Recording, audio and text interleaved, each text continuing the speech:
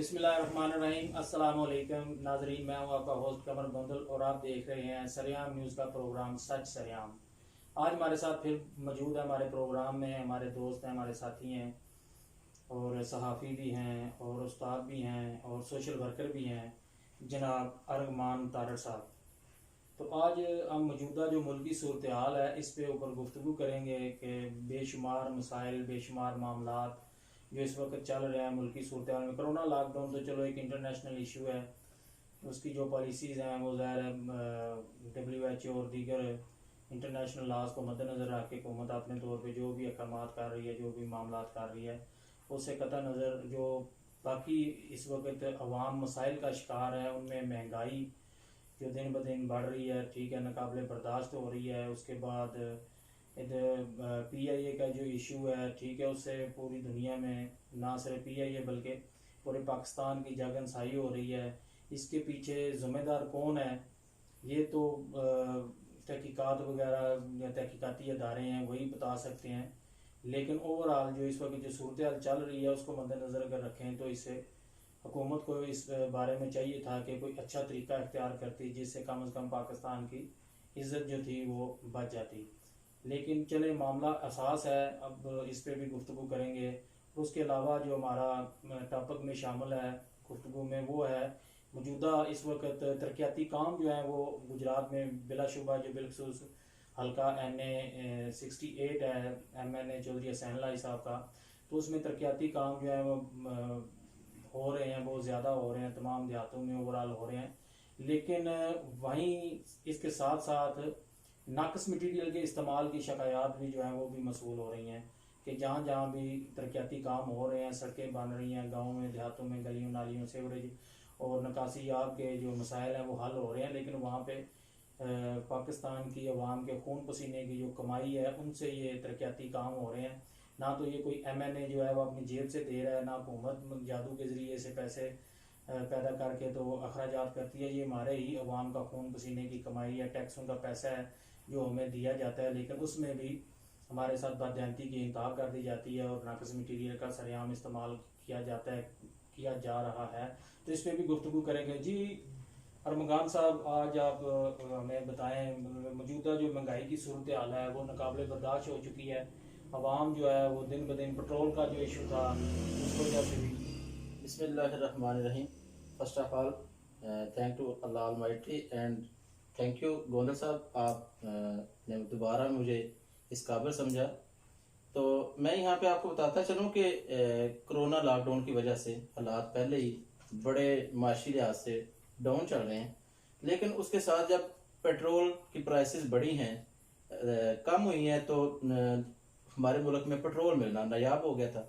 फिर उसके बाद अब बड़ा है तो वही पेट्रोल जिनकी तरह बाहर आ गए, कोई समझ नहीं है कि कहाँ से पैदा हुआ है कहाँ पे। लेकिन जब कम हुआ है तो महंगाई कम नहीं हुई, पेट्रोल की प्राइसेस के साथ मतलब 25 रुपए कम हुआ, बल्कि 118-20 पे था जो 75 तकरीबन 35 से 40 रुपए 45 रुपए कम हुआ है, लेकिन उसके साथ महंगाई कम नहीं हुई। महंगाई का जिन अपने पूरे जोरों शोर पे रहा।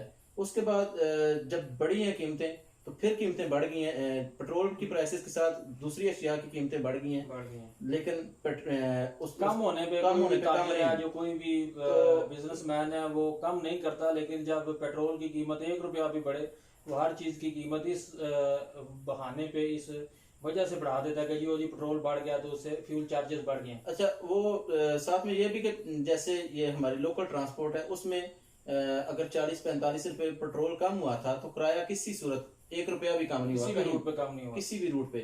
और इसमें मैं समझता हूँ कि हुकूमती जो ओहदेदारान हैं, ज़िली इंतजामिया हैं सारे मुल्क में, उनकी नाकामी सामने आती है कि वो लॉ एंड ऑर्डर की जो सिचुएशन है उस पर बिल्कुल नाकाम नजर आ रहे हैं। और तो अपनी जिम्मेदारियां वो निभा नहीं रहे, अपनी जिम्मेदारियां। फिर फोटो सेशन के लिए 1-2 पंप को सील कर दिया, 1-2 दुकान को सील कर दिया, कल को उन्हें बता दिया कि यार हम जाते हैं तो पीछे से आप ओपन कर लो।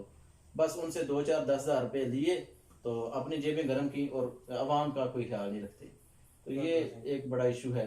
इसके बाद मैं अपने उसमें नहीं PIA की तरफ आता हूँ। कल का एक बड़ा बर्निंग इशू आया गुजरात में गुजरात जेल में हाँ हाँ बिल्कुल। बड़ा एक हंगामा राई हुई है, जी बड़े तोड़ फोड़ हुई है। जो प्रिजनर्स हैं वो छतों पे चढ़ के एहतजाज कर रहे हैं। पीछे वजह क्या है कि उनसे हमारी जो जेल इंतजामिया है वो रिश्वत लेती है, बिल्कुल। और उनके घर वालों से 2-3 माह हो गए हैं, जब से कोरोना का लॉकडाउन चल रहा है तब से मुलाकात नहीं कराई। तो ये इस तरह के बर्निंग इश्यूज हैं। चलें, वो डीपीओ साहब की एक बेहतरीन हिकमत अमली थी जिसके तहत उन्होंने उस सारे पे काबू पाया, उसको मजीद फैलने से या किसी जानी नुकसान से बचा लिया। लेकिन ये साथ है, फिर आप कह रहे हैं कि पीआईए का, पीआईए में देखें जी गोंदल साहब, आपके पास पता है आपको कि हमारे मुल्क में 32 जो एरोप्लेन हैं हमारी कौमी एयरलाइन में मौजूद हैं, जबकि ऑपरेशन में इस्तेमाल हो रहे हैं। 800 उसमें पायलट भर्ती किए गए जो कि बोगस हैं। बेशक वो पिछले अदवार में किए गए हैं, पिछले अदवार का लॉस गवर्नमेंट बर्दाश्त कर रही है, लेकिन जो बेचारे उससे फारग हुए हैं या उसकी वजह से पूरी दुनिया में हमारी जगहसाई हो रही है, उसका कौन जिम्मेदार है? मौजूदा दौर में वो 6 माह के लिए यूरोपीय यूनियन ने पाबंदी लगा दी है पीआईए पे, इससे पहले अरब अमारात ने लगाई हुई है सारी पाबंदियां। तो वो हमारी जो मुल्की लेवल पे जो इज्जत आबरू है वो बड़ी ख़राब हो रही है। तो ये इस तरफ भी गवर्नमेंट को तवज्जो देनी चाहिए। यहाँ पे कुछ मेरी आज मीटिंग्स हुई हैं डिफरेंट जो है हमारे ये इधर एजेंट लोग बैठे हुए, वो बता रहे थे कि उसकी जगह पे हम नई कोई एयरलाइन लेके आ रहे हैं। ठीक है कि गवर्नमेंट एक नई एयरलाइन लेके आ रही है, बजाय इसके कि वो पहले वाले को दुरुस्त करे, नया लेके आ रहे हैं। तो हमारे यहाँ यानी एक नया बोझ जो है वो कौम के पैसों पे डाला जा रहा है। कौम के टैक्स से ये लोग अपनी जेबें भर के, ना तो इनकी सारी जिंदगी जेबें भरी हैं, ना ही कोई इनके पेट भरे हैं, लेकिन अवाम का खून इतना चूसते हैं कि अवाम खुदकुशी पे मजबूर हो गई।